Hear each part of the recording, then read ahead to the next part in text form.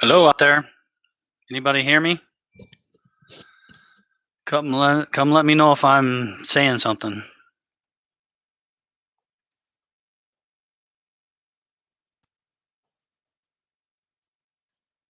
All right. Thanks for letting me know.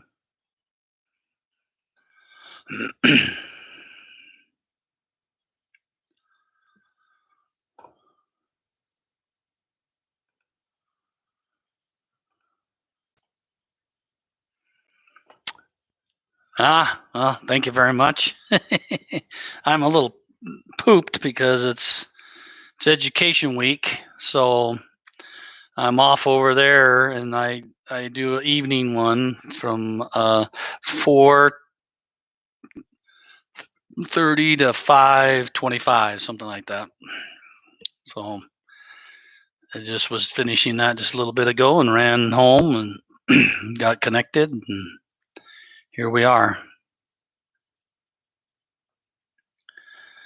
Let's see.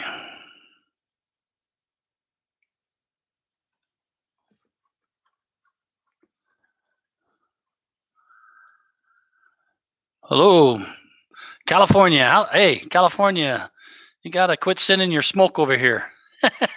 I hope your fires are improving. We've been getting rain here in Utah. It's been really nice, although the smoke keeps coming. Apparently, the rain coming over is bringing the smoke too. So, how are the fires over there in Canada, Lynn? Are they getting put out? Is that happening, or is it still bad?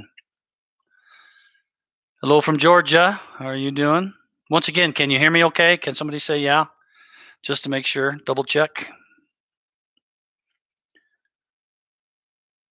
All right, rain in Wyoming. Yeah, it's kind of happening in the mid there, and I'm hoping that we get rain in California. You all probably need it really bad.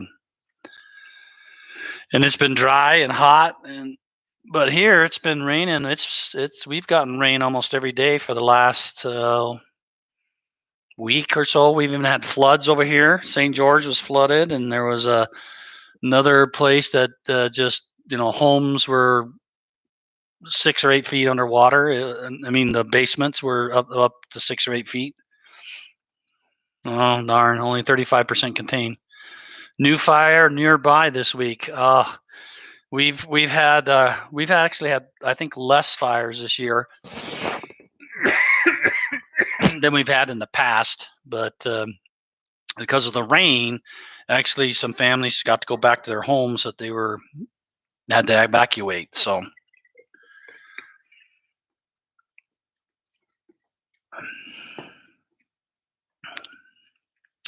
hello, Ted and Karen. You're a multi-state Temple Family History Center from Scottsdale, Arizona. So maybe you got more than one or two people. Make sure that they can ask their questions. Interestingly enough, I've been kind of busy with the education week and all. And so we only have one question that was put in the spreadsheet. I need to go take a picture of how one person sent me an email, said, how do I put in my questions? So it's near the top, but I need to go take a picture of it. Every time I look at my page, I see stats and stuff, and so I don't really see the right page. And so I'll have to go in as someone else and go look at that page and then take a picture of it and send it so that people can see where to put in your question.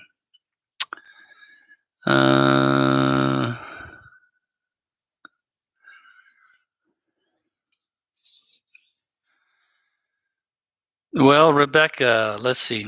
Are we ready to start here yet? No, okay. We've been going for 2 minutes. We're 2 minutes past 7:30 here in Utah. The temple reservation list seems to show many things as printed when they haven't been printed.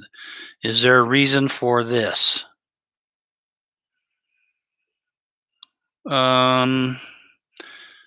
If you shared it with the temple, and somebody prints it, then it would show us printed. Usually that's a 90-day thing. Rebecca, is this your reservation list?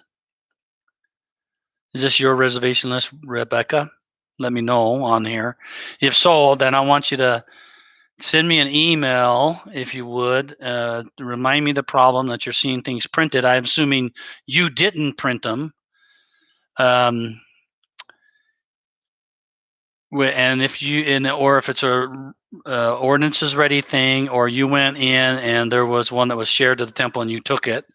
So let me know. I can go find out which ones those were on your list. But if you'd send me an email, ron@familysearch.org, with your username or your contact name, I don't care which. Just send me whichever one you feel comfortable sending. And then I'll go take a look and see if we can figure out why you're seeing printing. Yeah, I'm seeing a couple of weird things. The person that entered in a question actually is just, has caught something that I didn't think would happen, and so I'm gonna have to go take a look at that. But no, Lee, we haven't had time to sit to do inverse colors on the person page. You know, the dark mode or whatever. Sorry about that. They've got us with a whole list of stuff that they want us to build, and so we're busy doing that. And as you know, RootsTech's coming up, and we build our own back end for RootsTech, and we're having to make a bunch of changes there just to make sure that it'll scale to the level we need. So, Rebecca, did you get that? Send that email to me and give me your contact name or your username, and then I can go take a peek at your reservation list and see if I can find out why those are showing up as printed when you did not print them. Ted and Karen Meyer, I do have a question. When we have a problem, we used to go to feedback, but it's not at the bottom of the profiles any longer. What do you suggest? Well, you have to go to the community now. So there's two places. Well, I tell people there's two places you can go. If you still want to call on the phone, you can do that. If you click the little circle with the question mark in it, it's at the top of the page in the header, over to the right-hand side by the bell and a little thing that looks like a chat kind of thing. There's a question mark. If you click there, it'll open the help center, a little pop-up help center thing. And down at the bottom of that center, there is a place that says contact us. And if you click that, it'll open up a page that'll give you phone numbers that you can call to talk support. Now, we are no longer using a system that we were using before in order to save some funds for the church. And so we went and got a different system, and that different system doesn't have the same functions as the older one. So what you do now is you need to go to communities.familysearch.org. And in that place, you can go look and say, okay, I want to report something, or I haven't played with it a whole lot, so I don't remember exactly what it's saying. But basically, essentially, you're going to go in there and you're going to say I have a problem, and you're going to put it into the communities things. And there may be somebody in the community may respond and answer that question. Or I think you can request that someone in support take a look at it.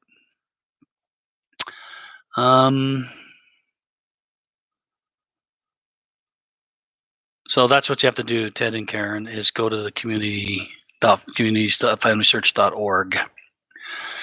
Lee, any update on yeah, don't we know? I already mentioned that one. Does alcoholism run through a family? I don't know. I'm not a medical expert, but I suspect that there's some tendencies one way or another. You'd have to talk to somebody that's a professional about that. It's you usually follow the example of your parents and your peers, and so I can't say definitively if there is or isn't. That's not my field of expertise. Lee, have you heard anything about the records on Filet being able to sync the Family Search now that Filet is under the MyHeritage umbrella? No, I haven't heard anything about that. The last thing I heard is that they acquired them, but I haven't heard anything about them absorbing those people into their MyHeritage path. But I think that's a good question. Let me go write that down. So I'll get my notebook here. And this is a Facebook Live, so I'm going to mark that up.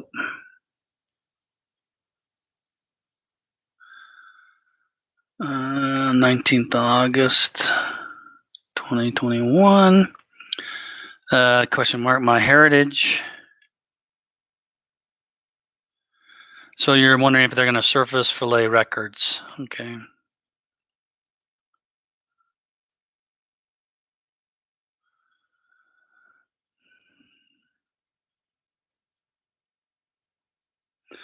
Okay, I'll go look into that one. Okay, that's all the questions in here. So I'm going to go to the one question that somebody put in, and then we'll just stare at each other. So you'll have to make up questions, things like that. Let me go look at the other one right over here. Okay, this person said, I was following the line in Family Search, just observing what was there. I have not done any work on these PIDs. I was not able to attach a screenshot, but you can see the issue by going to this PID. She gives me the PID of a female and a male husband. And it says, how is it that the male and female traditional positions are reversed on the landscape view of the tree and on the personal detail page and family members section? So I went and looked at those PIDs, and I don't see why that should happen. The only time that I'm aware of that could happen is if at one point in time they were in a same-sex relationship, we allow the patron to flip who's on top in the relationship, in the spousal or parental relationship. We allow, if it's the same sex, they can flip them to put them in any position. And so I was looking around trying to find if any of those people involved in it had a same-sex relationship in the thing, and I haven't been able to locate it yet. But that's the only time where we allow a female in the top position and a female in the bottom position. It's the only time we allow a swap. Because if it's male and female, they should snap right to male at the top and female on the bottom. And the reason why we do that is because there's traditions in the way that charts are painted. So, and those have been painted that way for 180, 200 years, where the males are on top and the females are underneath the male, and we wanted to maintain that consistency, which has been used for hundreds of years. And if it's a same-sex couple, then we were fine allowing the patron to choose which female they wanted on the top and which on the bottom. But we didn't want it mixed, meaning we didn't want some males on the bottom and some females on the top as you're looking through the pedigree chart and other charts. So I'm going to take this. This came from Chase or Chaz. I don't know. I think it's probably Chase. And we're going to go take a look at it. I'll dig deeper, and then I'll talk to the team about why this would have happened, because this should not be able to happen. And when I look at the relationships, it doesn't allow you to flip them around anyway. So there's a bug there, and I'll have them take a look at that. Is the function to thank an indexer gone? I'm not sure. It may be, because they're doing the indexing differently right now. They're trying to, I guess it depends on the collection. Some collections, there isn't necessarily an indexer. We're trying to use some computer logic to try to figure out, like OCR and things like that. But I haven't really noticed whether that was out or not out. So let me go look real quick. If anybody else realizes that that's happened, let us know whether you can find a place to thank the indexer. It may come only as a campaign periodically in the year. They may send you and say, would you like to thank the indexer? But let's see. I'm going to go up to web indexing here. This is going to say, well, you're going to want to thank. Yeah, I think it was only a campaign, but I'll go double check on that.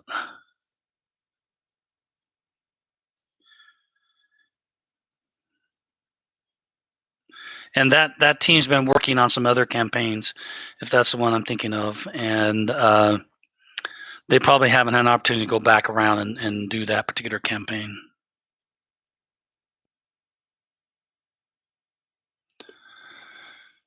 I don't see anything in here that lets me say thanks to an indexer. It probably would be on the records. So let me go look there one place on the records.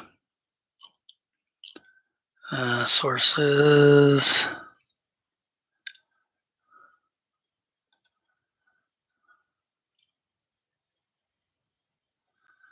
Yeah, no, that's not one of our sources.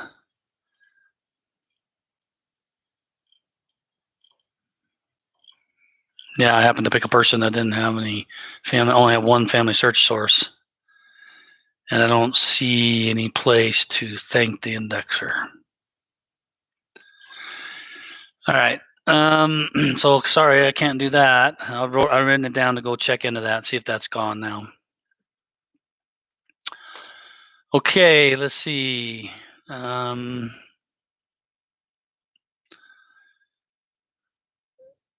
you heard anything? There's a Lee. Have you heard anything about? Oh no. Okay, that's the one I wrote down because I hadn't heard anything about it.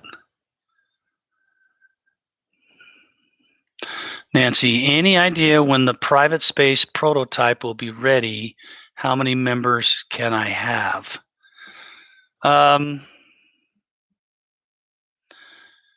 Yeah, we call it the. I assume you're talking about a thing I call shared family groups.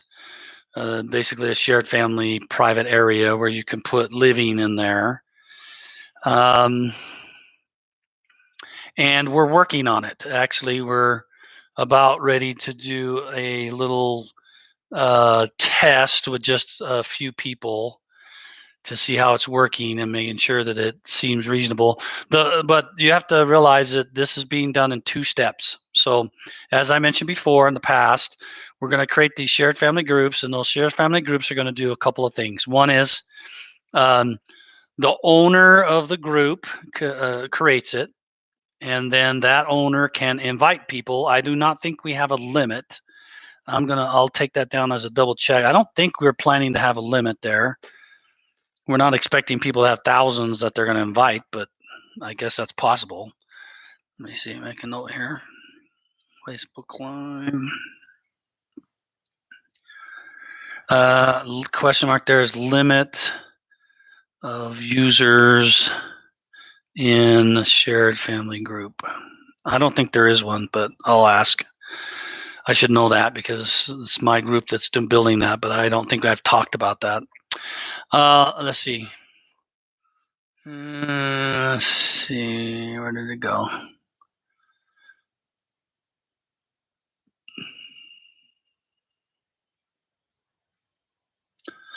Yeah, so we're working on the prototype. The first round we're doing is we're going to allow a person to create a group and allow you to invite people to come to the group.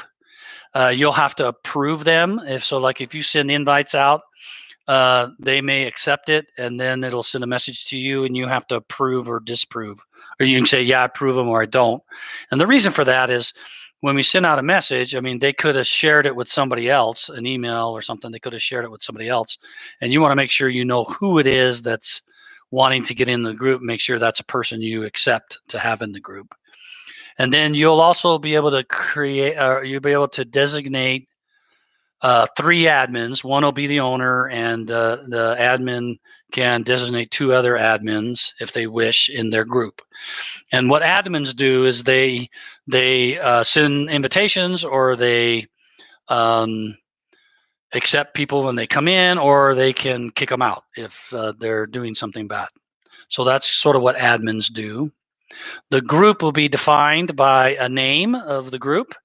You can have there can be groups that have the same name, and we try to distinguish them by a photo. So we allow you to add a photo to that group, which would hopefully be enough for you to know which group you're talking about. And you can have a little description about what the group is about, and maybe and you can put what you want in it. Like, we're about the Tanner family, and we're going to try to work up to this level of Tanners in a tree, whatever.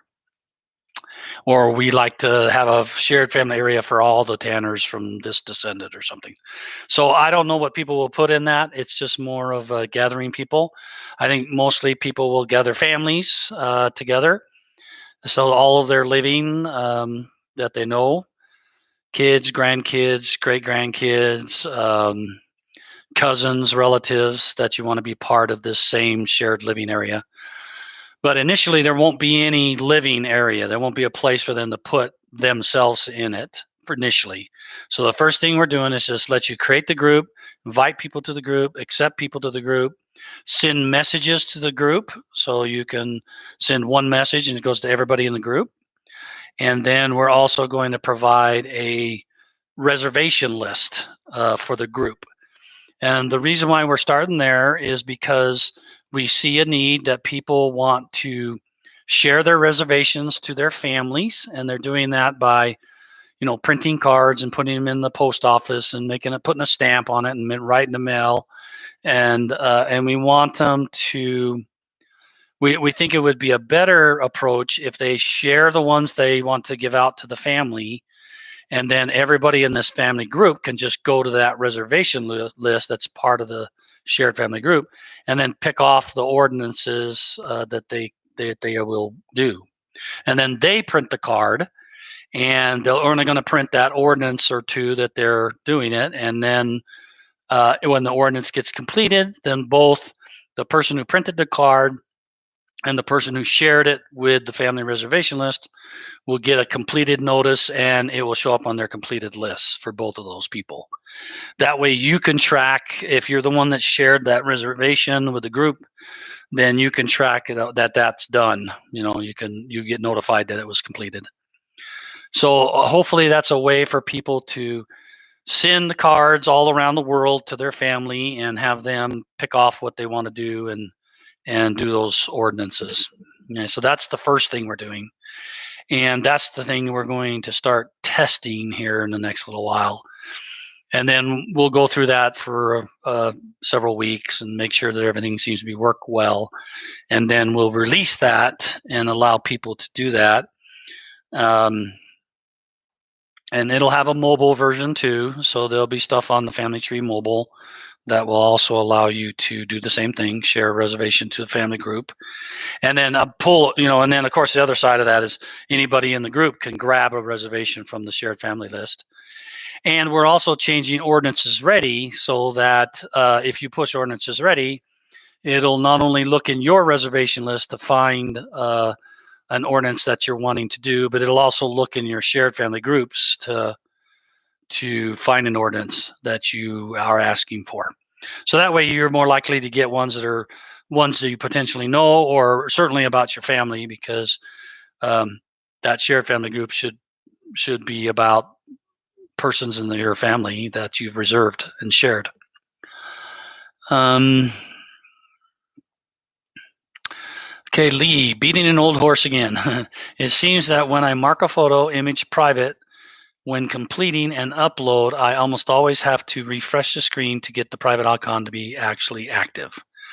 Well, I think it's active. It's just not showing on your screen. The reason why is because, the status changed, and we're not going to necessarily want to refresh that screen because there's a lot of data on that memory screen. And so we just wait. We don't refresh it because that causes more activity and more congestion in family search. And we just usually people do that kind of stuff and then leave and then come back. And when they do, it'll show it because it has to repaint it.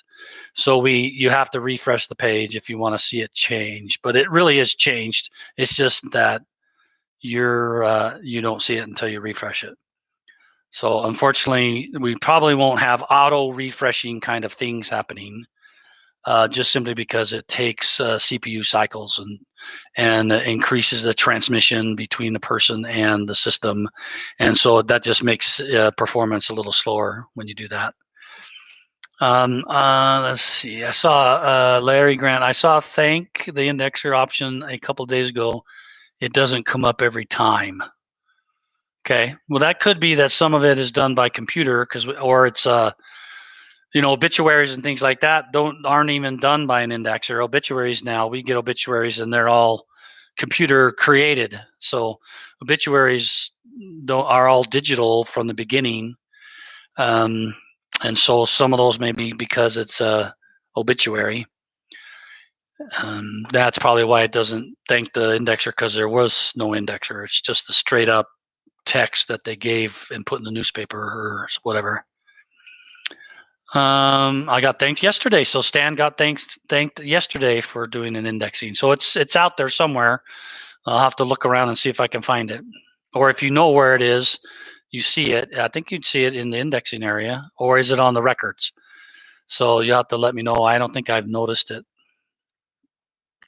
Jim Belknap says, we have a person that wanted to do their husband's work and be sealed to her. We discovered he had been duplicated while he was living. Okay. When we merged the files, the ordinance work from the duplicate was brought forward.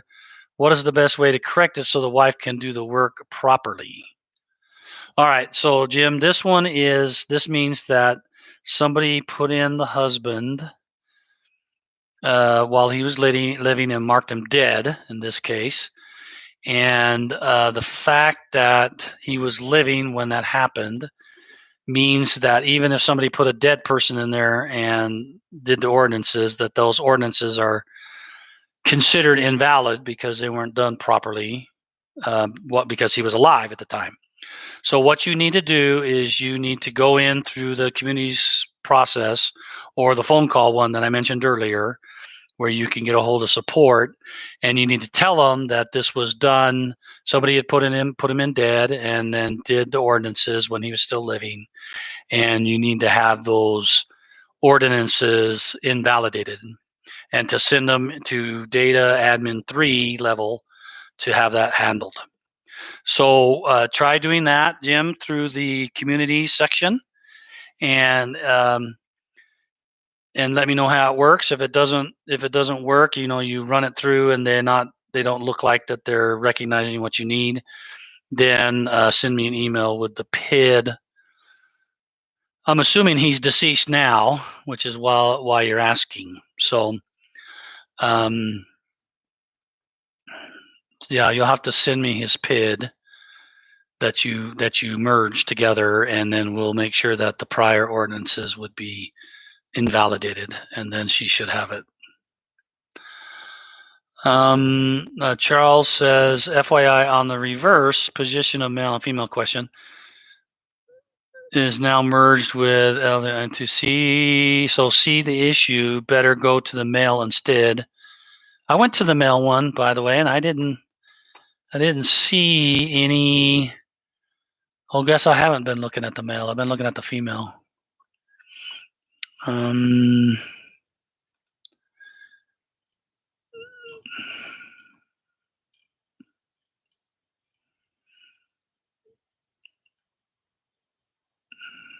Well, in the male side, there's actually 2 people, and they haven't been merged together, and they're 2 different persons. So my guess is the second one that has a child of Mary Grant as well, which is a different person. So Mary Grant needs to be merged together for sure.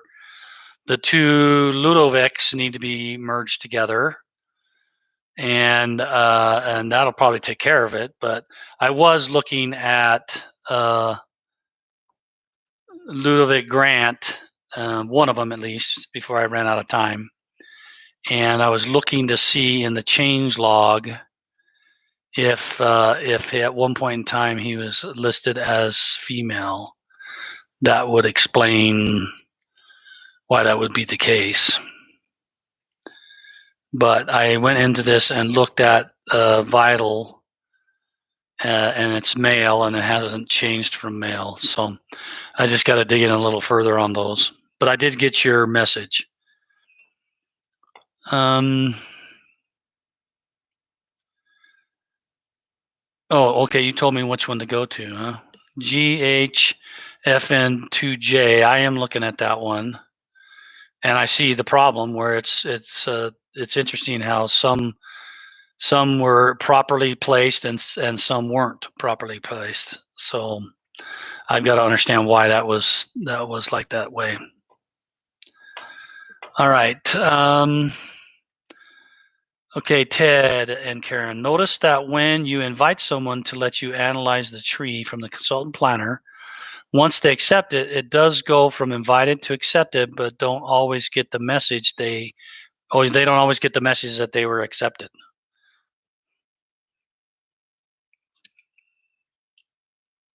Well, I don't know if you're supposed to get a message, are you?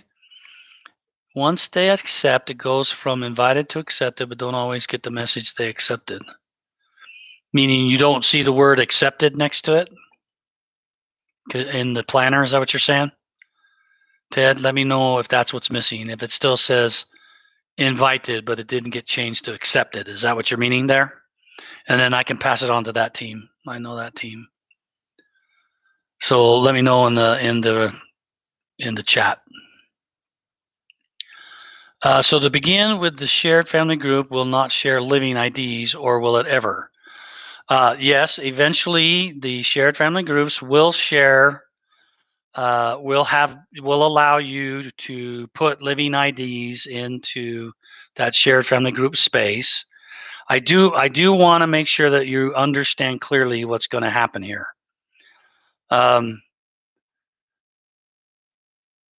And some will be okay with it, and some won't like it at all. But it's not really going to be a difficult problem. And that is, let's say I have John, I have Ron, and I have Tom. I better not do that close. Ron and Mike, and they're in the same family. And you create a shared family group. Someone in the family creates a shared family groups and invites both. I can't even remember the names I use now. That tells you I'm a little tired. A and B. I'll say user A and user B. So user A and user B are in the family. They were both invited to the shared family group, and they both joined the shared family group. Now when we allow for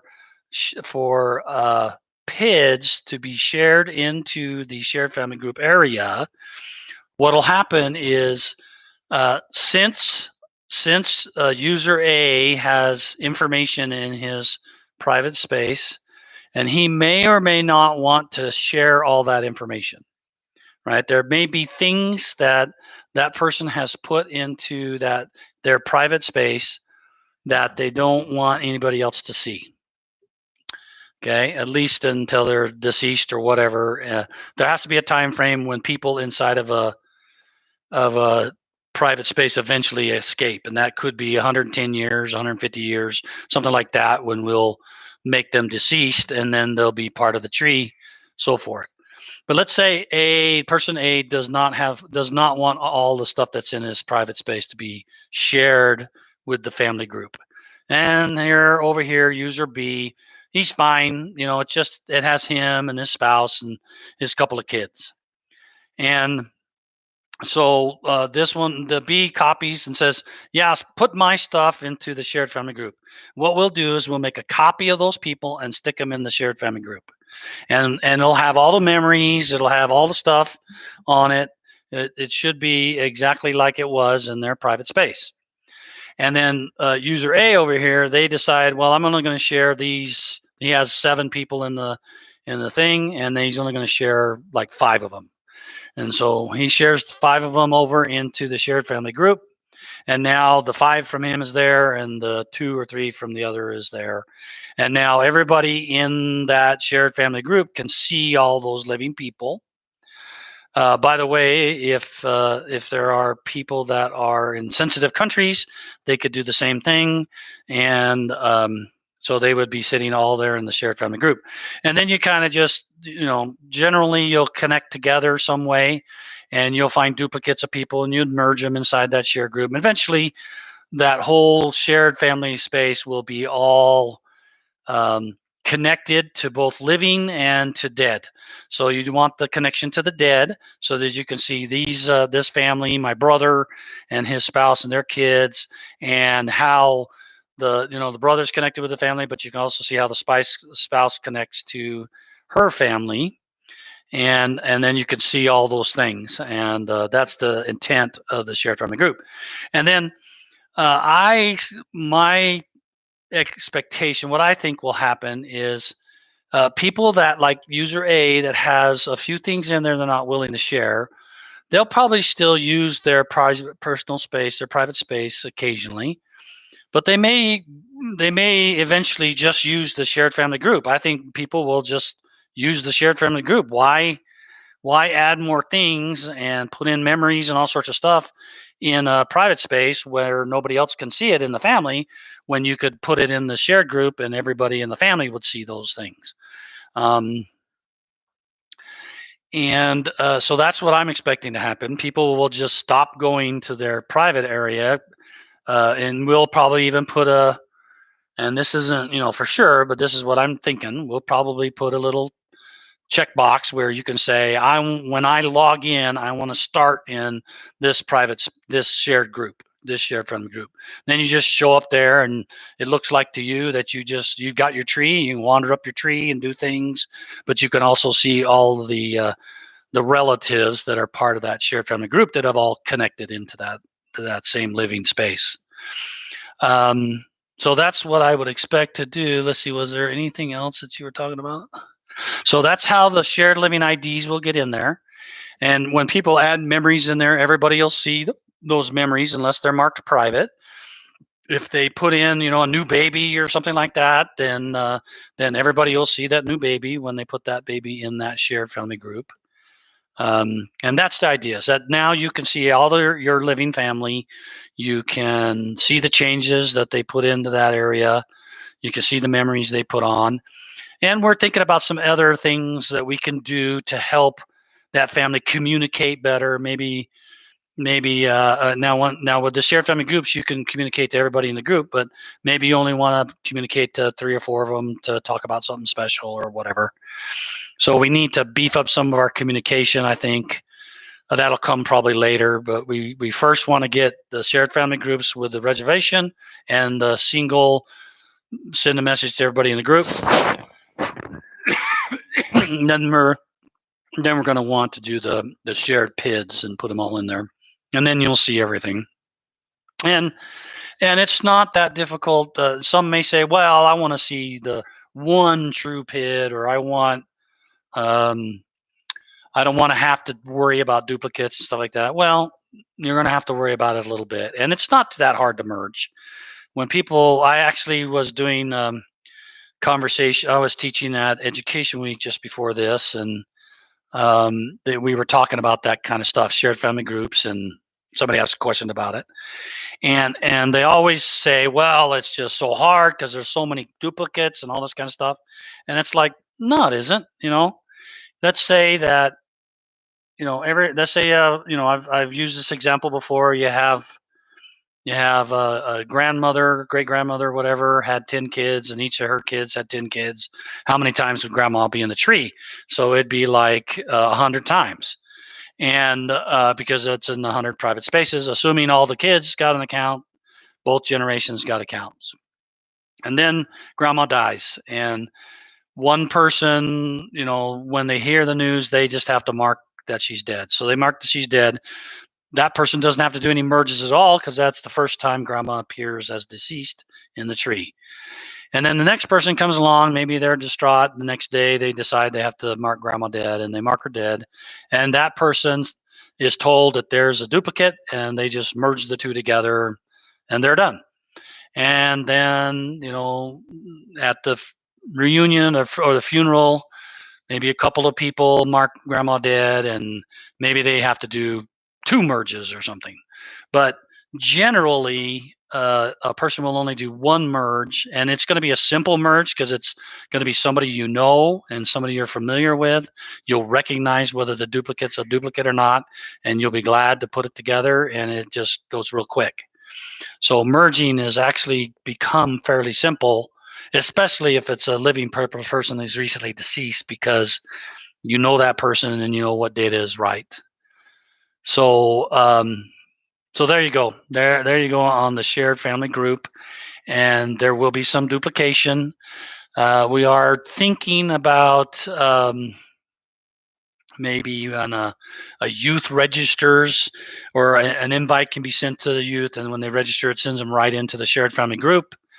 So some of those things we haven't planned to build yet, but I think those will eventually come, and that will allow people to just jump right in and see all the recognize that they're part of something larger than just themselves. I was the day that Satan's trying to isolate us and tell us that so he doesn't want people to know about their family, and he doesn't want them to see that they're part of something greater, because it provides stability. It provides power to the person to know that I'm a tanner, and tanners do these kinds of things, or I'm a smith and I do this, and I'm a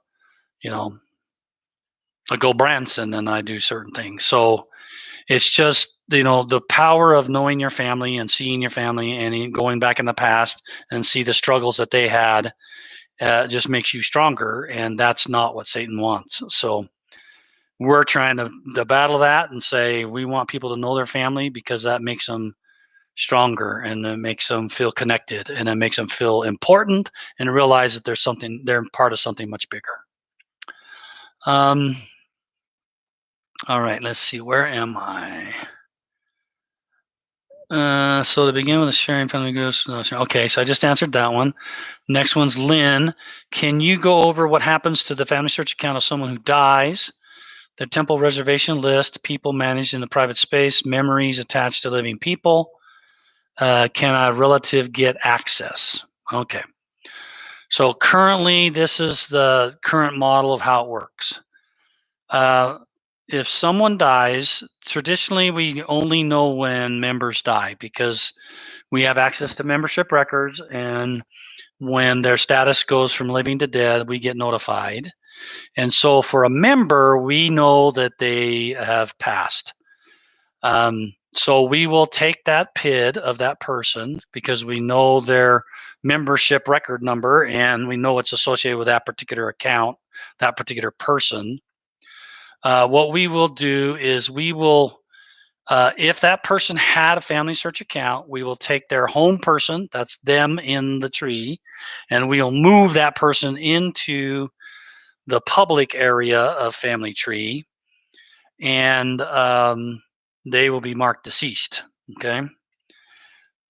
Take that. Yeah. And if they don't have an account, then we still take the information from the membership record and we construct a deceased version of that person, to have it appear in family search. And that way, people, when they enter in grandma, whatever, will find a duplicate, and they'll either merge it or they'll take that as their version. And that's how the person gets into the public tree. Public users, we have been talking about solutions as far as allowing others, that they could designate people that would tell us if they're deceased, or if we aren't able to do that, then what'll happen is the people inside the private space will just sit there, and they'll age, right, hoping that they have a birth date or something on them, and they will age. And we'll monitor that aging. And when people get a certain age, we'll consider them deceased. And it's going to be somewhere between 110 and 150 years, and then we'll go in and mark them as deceased out of that space that doesn't have anybody managing it, because the owner passed. We may also do something like, if it's 150 years old, we probably need to tell the person, hey, this person is probably deceased, so you need to mark them deceased. Stuff like that to try to encourage that. Now, what happens to their temple reservation list? So when they die, the temple reservation list is still theirs, and it's still sitting on their list. So today, nothing happens to it. And the only way that it will be freed up for others to do is there's two ways. One, you can call support and, say, this is, my mom or whatever, my dad, and could you release the reservations that are on his reservation list? And they'll go look at it and verify that membership has marked them dead, and then they would release it. But then those will all just go back into space, and you have to go find those people and reserve them. The other thing we're looking at also is support. Feels like sometimes that could be a long time before some of those get released automatically. They have to be, it would be 2 years or something before it expires. So they're asking us to look at potentially releasing the reservation 6 months after the person was deceased. And the reason why we have such a long time, 6 months, is because more often than you think, clerks accidentally mark the wrong person deceased. And we don't want those reservation lists to disappear. And so we want to give plenty of time for someone to notice that they were marked deceased, or some person in family trees that's a relative would say that person's not dead, and then contact support and let us know, and then we can go back and get that membership record corrected. Let's see. And then the other thing you asked is people in the private space just sit there, nothing happens. Memories are attached to living people. They're still attached. None of that goes away. And no, we currently don't have a process for a relative to get access of somebody else's private space. Okay, because when that person's marked deceased, then that account is considered disabled, and so no one will be able to get into that private space. So I'd love to have your suggestions. You can send me an email, ron@familysearch.org, on how you think maybe that could be a little bit different. Remember that we're talking about living people, so we have to be extremely careful with information about living being shared to other people. So we have to be very conservative in that area. So just understand that. So don't send me an email that says, well, you just let all the living be seen or something, or things like that.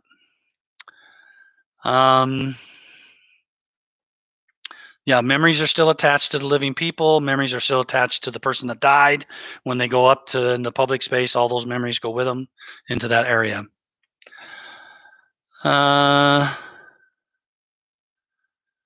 Okay, so this one, we don't always get emails stating they accepted, so perhaps we just need to check the planner every day.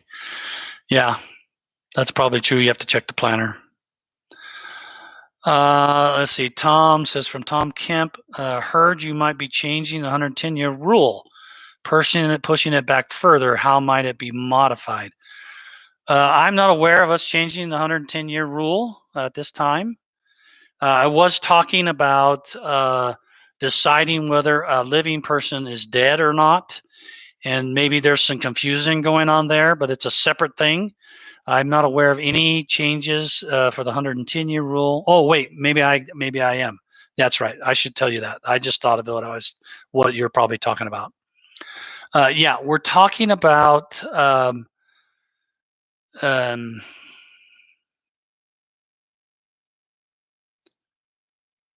100. No, I think we're the same. I can't think of anything we're changing. Oh, I know what we're doing. We're adding a new feature to the 110-year rule. So today, the 110-year rule says that you cannot do the ordinances for that individual unless you are a close living relative. And a close living relative means, in no particular order, it means you have to be a parent or a spouse or a sibling or an adult child in order to do the ordinances. So that's the current rule of 110-year rule. What we are thinking about is there are, and we are probably going to do that. I don't know when yet, but we are thinking about doing protections for people from 110 years or younger. So what we've seen is, people, well-meaning relatives of the family, because they're just walking their own lines up and down. But sometimes they aren't careful enough in sources or other things, and they end up changing information on people that are 110 or less.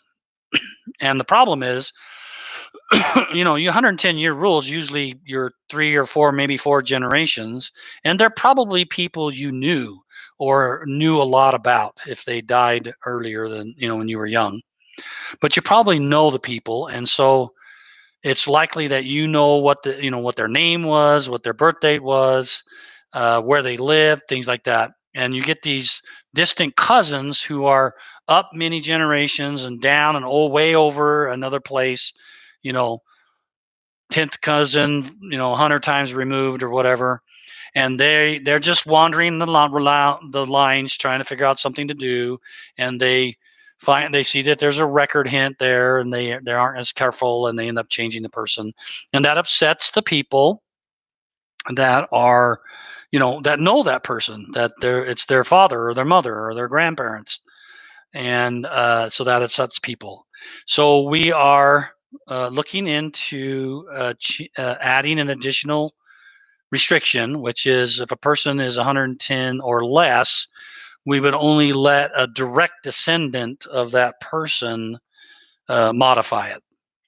And that's just trying to make sure that the close relatives are sort of the things that they have put in, those close living relatives that are, the living relatives that are direct descendants of those people who most likely knew them, are making sure that it's correct and it stays correct. And we're just getting changes into there by people who don't know anything about those close living relatives, those close, living just a few generations away from you. And we just there's been enough changing that people are frustrated. So we're looking at that. Is that what you were thinking of, Tom? I think that's probably what you're doing. Not necessarily pushing it back further. I did mention that we are looking at something like 150 years. If there's a person over 150 years or older in a private space, we may start letting the user know that person probably needs to be marked deceased. Or if that private area is disabled because the owner is deceased, then we would go in there and look at it and mark that person as deceased.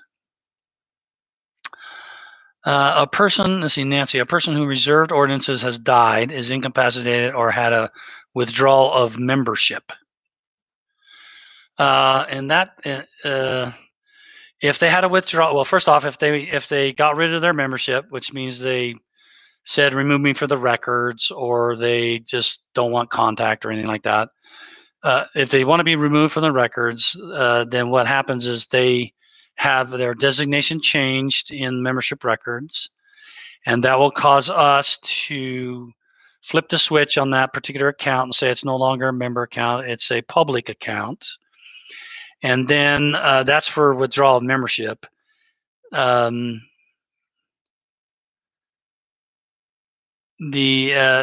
the person, if the person's died, I've already talked about what happens to the reservation list there. Incapacitated, we don't really know that information or anything, so it'll just sit there, and those reservations will expire.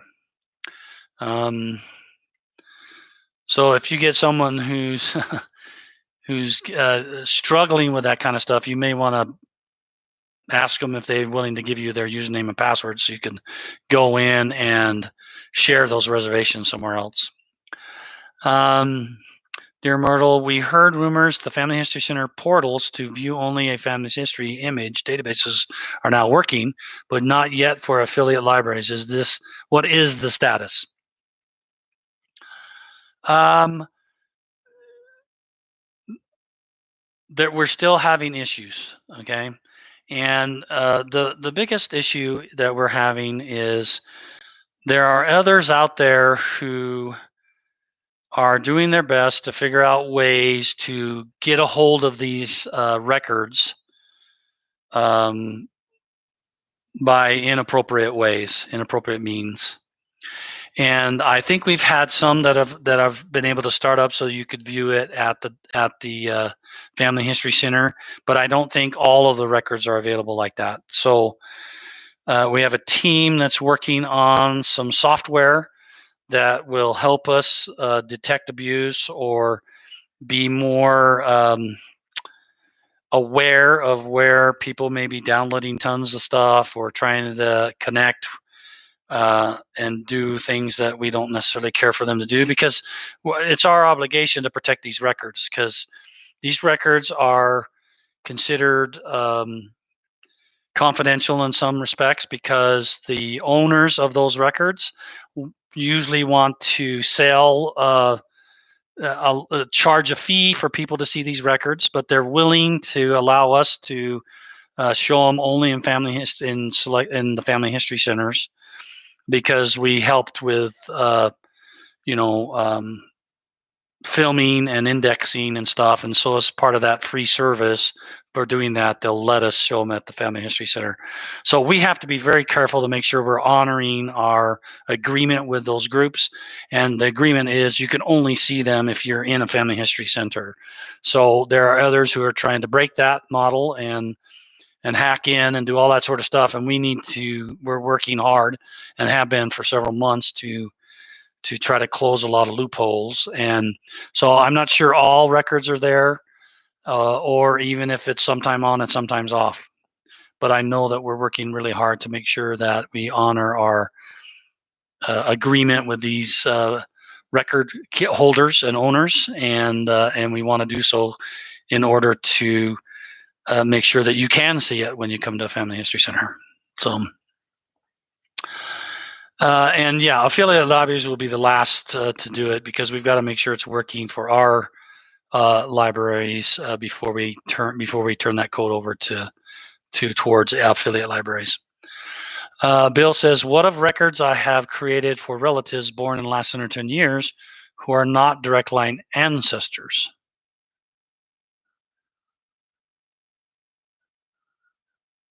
Oh, you can attach the.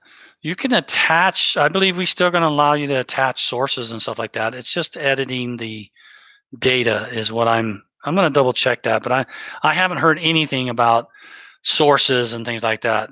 When I'm thinking about changing, we're talking about editing vitals and editing others. But that's a good question. Have to I'll have to review with my team about that particular one. We've been thinking mostly of people have been. Yeah, it's okay. Let's see. 110, add a record. That okay. Yeah, it gets a little complicated then, yeah, because you might find something and you'd like to attach it, but maybe we have to figure out a way for it to say, hey, somebody wants to attach this source, and do you approve it or something? I don't know. It's going to get more complicated as we go. CD Baller, hello to you. Joey, I wish I knew my family history, but my parents died when I was 2. I'm sorry. That had to be hard. If I knew my family history, it might help with my AIDS symptoms due to family medical history. Well, yeah, Joey, you'll have to. Probably your best bet is to. I feel really bad for you. The best, of course, is to try to talk to other relatives. If you don't know anybody in your family, then that's really tough. But I would suspect somewhere you have a birth certificate, and that birth certificate will have the name of your parents on it, and you have to start there, I guess. And once you put your parents in, you'll find out where. Let's see, it'll just have their names on the birth certificate. So you're going to have to search those names. Maybe someone knows where they were born. Yeah, you got a tough road, and that's unfortunate. But somebody raised you. I don't know if you were adopted or if you had an aunt or uncle that took care of you. Usually, there's some other family members that are still around that may know some information. But I think, yeah, the only thing you really got to start with is your birth certificate, which isn't going to help tons. I'll have to think about if there's something that would help there. If you know the name of a grandparent or something, but if you were not living with one of your family relatives, then there's probably nobody would know.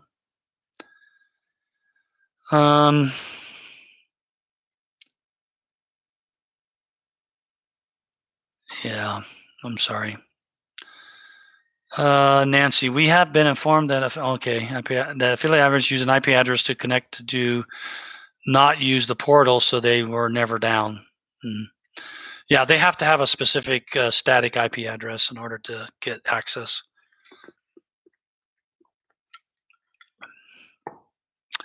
All right, let's see. What time are we at anyway? I don't even know what time it is.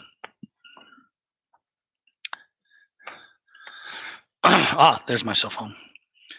It's almost time to stop. So let me answer the last few questions. Can I edit the records I've created for non-direct line ancestors? I think you can edit. I think you can correct indexes on any record. Well, they're still in the process of each collection. They're going through and making it editable and stuff like that. But yeah, if you attach the record, anybody can edit those go in and edit that. Meaning you can detach it or attach it, or if you go to the actual historical record, you could correct it. But if you also attached it, you can edit it. I think anybody can edit any record attached to a person, change the name or edit the title or things like that. Do you DNA? No, we currently don't do DNA, by the way. We don't take DNA files. We do have a DNA education site, but that's all we have right now. A flood of new people using Family Search seems to have resulted in lots of undocumented changes in the tree. Could new folks be required to learn a few basics before they're allowed to edit?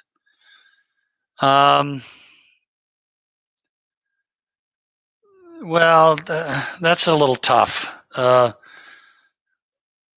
Now, you talking about editing existing? I'm assuming they're editing existing persons, and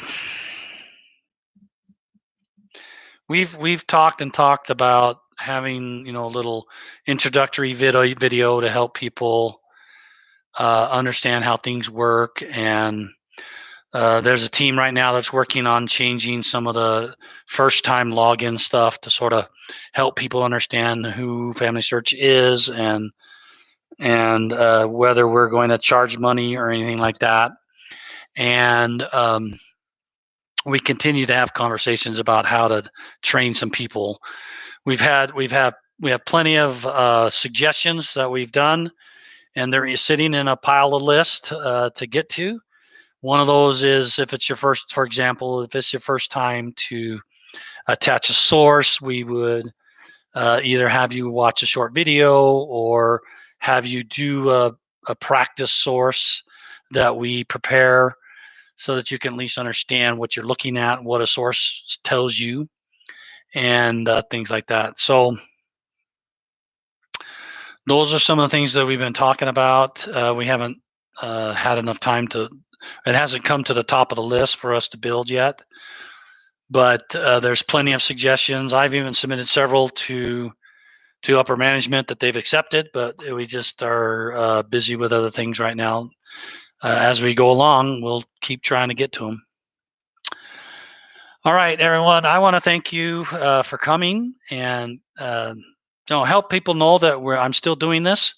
I know I went through a phase there through the pandemic with Cherie's struggles that I wasn't being consistent or I've had to cancel. But things are a little bit more steady right now.